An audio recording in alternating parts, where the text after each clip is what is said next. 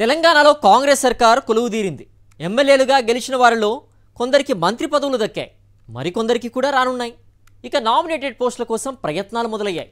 కొందరు ఎమ్మెల్యేలు, మరికొందరు స్థానిక నేతలు నామినేటెడ్ పోస్టులపై ఆశలు పెట్టుకున్నారు. ఓరుగల్లు జిల్లాకు గత ప్రభుత్వం కూడా నామినేటెడ్ పోస్టుల్లో ప్రాధాన్యం ఇచ్చింది. ఇప్పటి కాంగ్రెస్ సర్కార్ కూడా తమకు ప్రాధాన్యం ఇస్తుందని జిల్లా కాంగ్రెస్ నేతలు ఆశిస్తున్నారు. పదవుల మీద ఆశలు పెంచుకున్న నాయకులు ఎవరో చూద్దాం. తెలంగాణ రాష్ట్ర రాజకీయాల్లో ఓరుగల్లుకు ఎప్పుడూ ప్రత్యేక స్థానమే దక్కుతుంది. ఉమ్మడి రాష్ట్రం నుంచి ప్రత్యేక తెలంగాణ రాష్ట్రం వరకు ఇదే వరబడి కొనసాగుతూ వస్తోంది. ఉద్యమాల నుంచి రాజకీయాల వరకు ఇక్కడ నేతలు చక్రం తిప్పుతూ తమకంటూ ఓ ప్రత్యేకతను చాటుకుంటున్నారు. తాజా అసెంబ్లీ ఎన్నికల్లో జిల్లాలోని 12 నియోజకవర్గాలకు 10 స్థానాలను కాంగ్రెస్ పార్టీ కైవసం చేసుకుంది.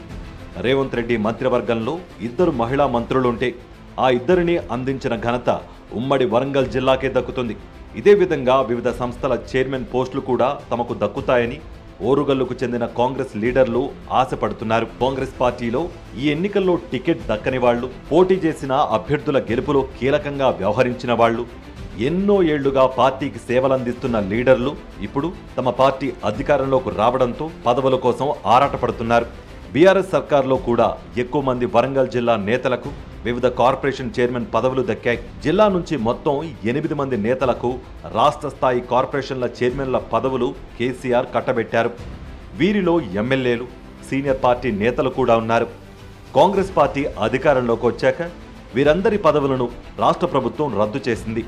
ఇలాంటి కేబినెట్ హోదా కలిగిన పదవులతో పాటు కూడా చైర్మన్, జిల్లా స్థాయి కార్పొరేషన్లు, మార్కెట్ కమిటీలు, దేవాలయాల కమిటీలతో సహా ఎన్నో పదవులు కాంగ్రెస్ నేతల్ని ఊరిస్తున్నాయి. స్టేట్ లెవెల్లో కేబినెట్ హోదా కలిగిన కార్పొరేషన్ల చైర్మన్ల పదవుల కోసం కాంగ్రెస్ లీడర్లు అనేక మంది పోటీ పడుతున్నారు. తమకు ఆయా కార్పొరేషన్ పదవులు దక్కడానికి అన్ని అవకాశాలను, పార్టీ కోసం తాము చేసిన సేవలను గుర్తు చేసేలా ప్రొఫైల్స్ సిద్ధం చేసుకున్నట్లు సమాచారం. జిల్లాకు చెందిన 2 మంత్రులు సీతక్క, కొండా సురేఖ, ఎమ్మెల్యేలతో పాటు తమకు పరిచయం ఉన్న రాష్ట్ర నేతల దగ్గర సిఫార్సు కోసం ప్రయత్నాలు మొదలుపెట్టారు.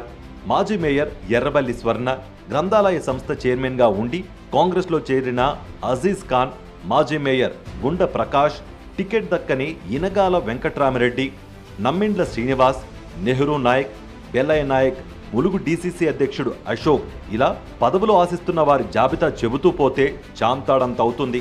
ఇప్పటికే ప్రభుత్వం నామినేటెడ్ పోస్టులపై దృష్టి పెట్టింది. బీఆర్ఎస్ ప్రభుత్వంలో నియమించిన 54 కార్పొరేషన్ల చైర్మన్లను తొలగించింది.